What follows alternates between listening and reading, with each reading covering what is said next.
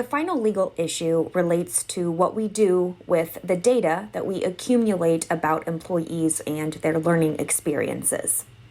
Documentation and data are crucial to demonstrating that a training program complies with the law.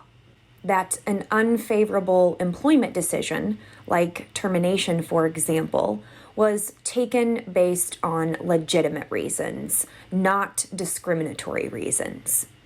If we don't keep records, we'll have a more difficult time convincing the courts that we did everything in our power to make sure that we followed the rules. Thus, we should always inform employees when we plan to use their data to make HRM decisions. As you can see, there are a variety of legal considerations we need to make when designing and facilitating training programs. Ignorance is not bliss when it comes to employment laws.